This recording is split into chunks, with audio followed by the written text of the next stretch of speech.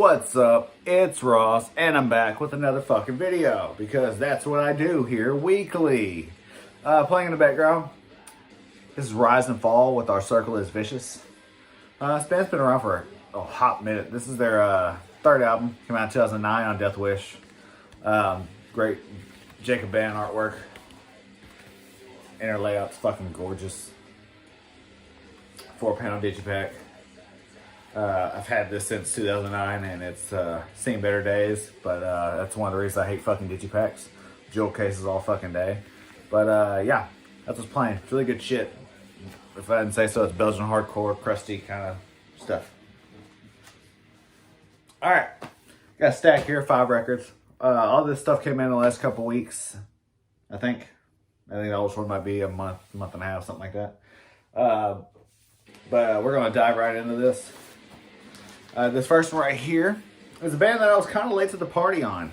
I kept seeing their name pop up, and I didn't start jumping into them until 2018, right before they released their last album, most recent album. This is Knocked Loose with Laugh Tracks. I fucking love this new generation of beatdown hardcore because it's just fucking pummeling, destructive madness, front to back. And bands like Knocked Loose and Varials are just fucking killing it. And yeah, this is their debut LP. Came out in 2016. They put out an EP before this called Pop Culture, which I have in the mail. It's on its way. But this is probably still their most popular. They put out a different shade of blue, different kind of blue. I'm fucking blanking right now. I haven't been up long enough. Last year, or year before, 2019. It's fuck. 2020 is such a fucking blur. It's got me all fucked up. We're not even talking about that album. We're talking about Laugh Tracks. First off, I fucking love this artwork. I love the flow of it. I love the layout of it.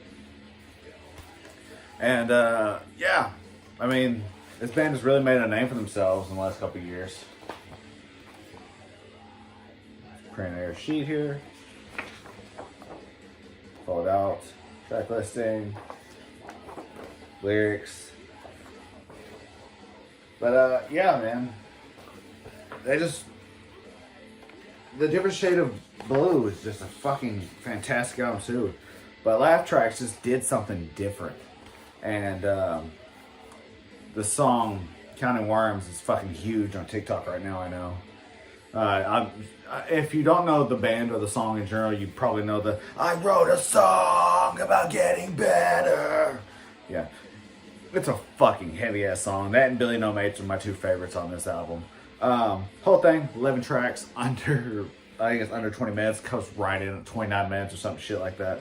But it's fucking fantastic. Go ahead and show you the record because I think it's fucking gorgeous. I think it's electric blue with this nice black and silver bow tie affair. Fucking sick. Looks awesome when it spins. Yeah, I'm all about this band. Like I said, I got their first EP coming in the mail, and I'm gonna get their most recent album soon. I'm eyeballing a couple variants on Discogs that look sick. But yeah, it's Knocked Loose with Laugh Tracks. Fucking phenomenal album. Sorry.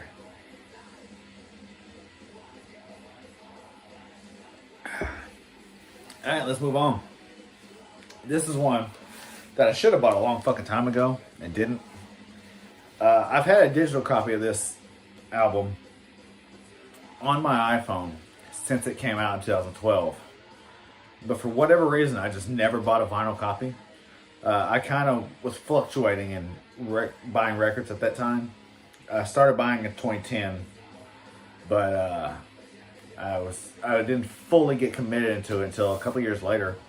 But for whatever reason, by the time I got around to wanting this album, it wasn't readily available. But yeah, this is Converge with All We Love We Leave Behind. And this might be a controversial statement, but this is my second favorite Converge album overall. Right after Jane Doe. This is, without a doubt, my second favorite. It is a damn near perfect album, if not a perfect album, front to back. And the layout of this thing is fucking gorgeous. Once again, you can't go wrong with Jacob Banner's artwork. It is just always fucking beautiful. Ordered this off Discogs. Printer's sheet here with the lyrics. And I went through variants of this for like 2 days, trying to whittle down which one I liked, which one I thought looked best, which one was in the best price range.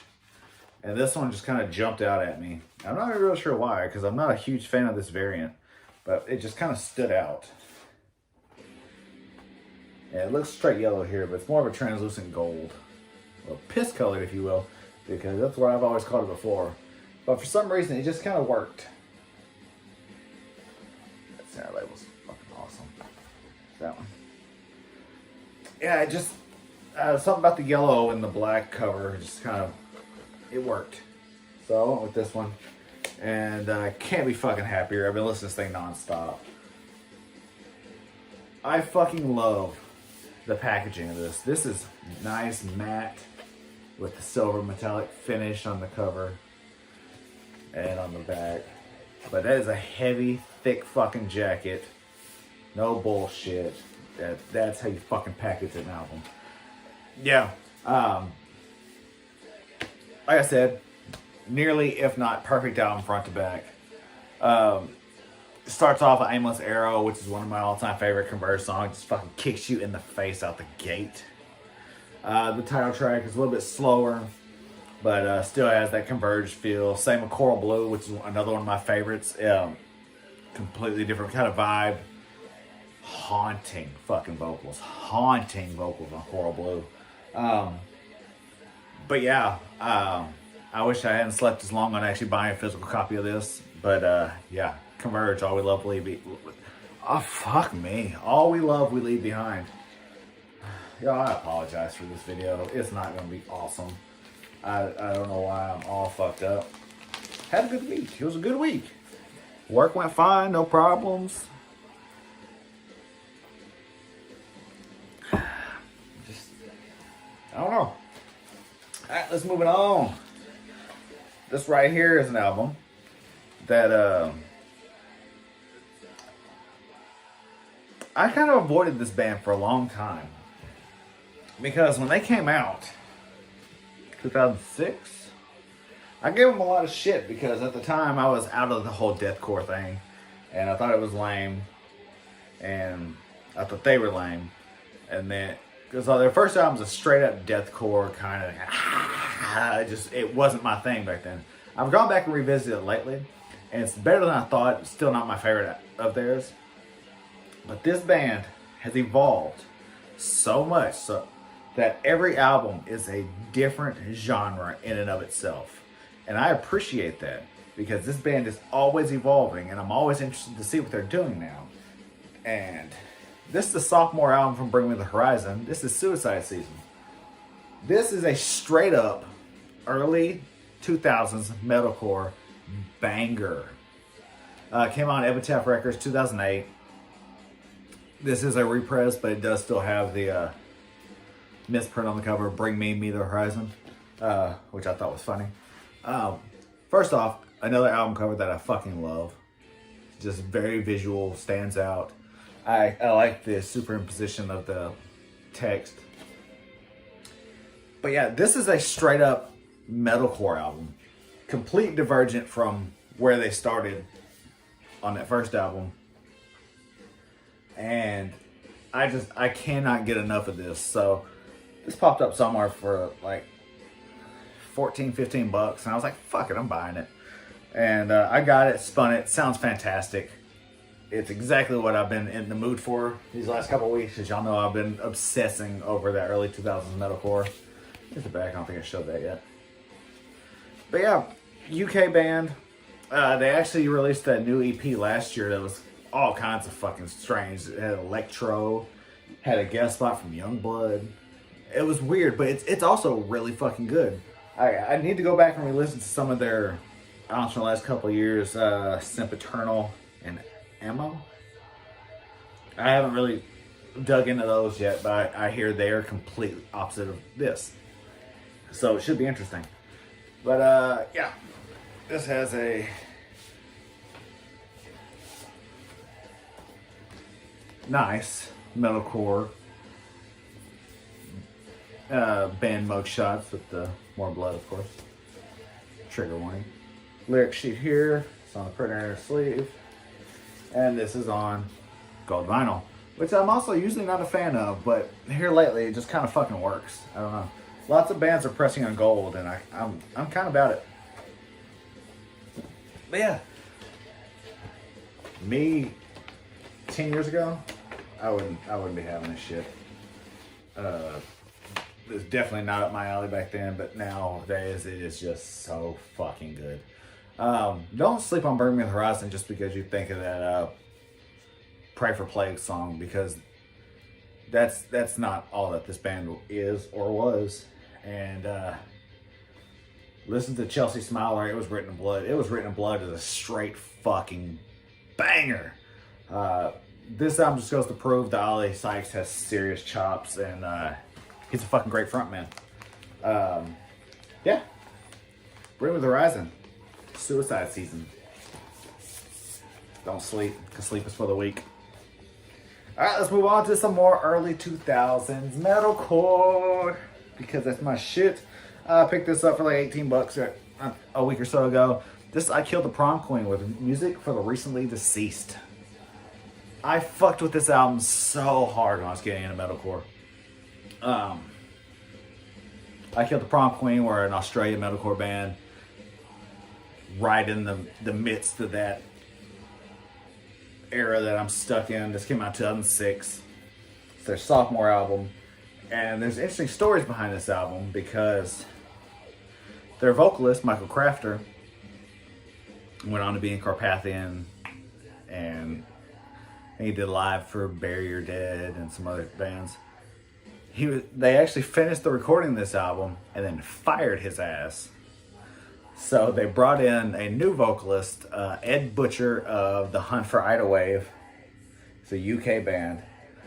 They rewrote all the lyrics that Michael wrote himself, left the ones that they wrote as a band, and re-recorded the fucking vocals on the album. They completely yeeted him the fuck off of this release. And that's fucking hilarious. This is my favorite of the albums that the band did. The one before this, the one with Michael Crafter, is really good too. But this one just stays with me. The songs Sharks in Your Mouth and Say Goodbye, the first two songs on this album, are just straight metalcore classics to me. And Sleepless Night and See the Lights, fantastic. Like Nails to a Casket. It's a fantastic fucking album front to back. And I'm really glad to find it for as cheap as it is. It's a repress. I'm not 100% sure of the... because originally a Metal Blade release, and now it says that. I am really stoked that a bunch of these labels are repressing old Metal Blade releases. Like Into the Moat just got a pressing that I missed out on, and this has gotten one. Maybe one day I'll get that fucking Winter Solstice press. Probably not, but if people are remembering I Killed the Prom Queen, they gotta remember Winter Solstice. Print air sheet here. Lipstick. All your lyrics. And I don't know about if there's a different option for this. Mine came on just plain white vinyl. There's print on the center stickers, but I can't really see them. I thought the white went really good with the cover, with all the clouds and all that shit. And like I said in my last metalcore video, you know it's metalcore from the early 2000s if you got fucking filigree. But yeah, I fucking love this band. I love this album. Great shit. I've had a couple of comments saying that you weren't huge on the early 2000s metalcore scene, and I really hope I can lure some of you in and give you some of this fantastic music, because this is the shit. This is where it's at. The latest album from the band Spite. This is The Root of All Evil. I've just recently gotten into this band. I heard the title track and the first track on this, Raining on Hell. And I was like, that sounds fucking dope. That's heavy. This is a deathcore band from Southern California. I think Southern California. This is a deathcore band from California. Like I said, it's came out 2019 on Stay Sick Recordings. So you know it's that heavy shit. This is the first thing I listened to. I've gone back and listened to their previous and their first EP, both of which are fantastic. I actually prefer them to this, but this is the shit too. I'm not crazy about this cover for some reason. I don't know why. It just doesn't hit right. The thumbprint with the skull and the pentagram. I don't know. I just feel like there could have been more done. But I'm not the band. I don't know shit. I'm just a dude that talks about music on fucking YouTube. What the fuck do I know? Yeah, Spite, root of all evil. Like I was saying, fucking nasty vocals, man. This shit is fucking raunchy. The riffs are heavy as fuck. Love the fucking riffing. They really play on that whole satanic vibe, which is fun. Is there inner sheet? There is not. Yeah. Like $12. I was making an Amazon order and it was just there. I had to order a Fire Stick. But, man, this thing fucking hits. Like, this is fucking... This, like I said, raunchy is the perfect adjective for this. Just quick, fast, pummeling. You don't know if you can see any of that. But, yeah. That's about all. I don't know Hellton. I don't know much about the fucking band. You know, I'm sorry. I'm not here. It's just, yeah. It's not even that early. It's like 11:30. I don't know.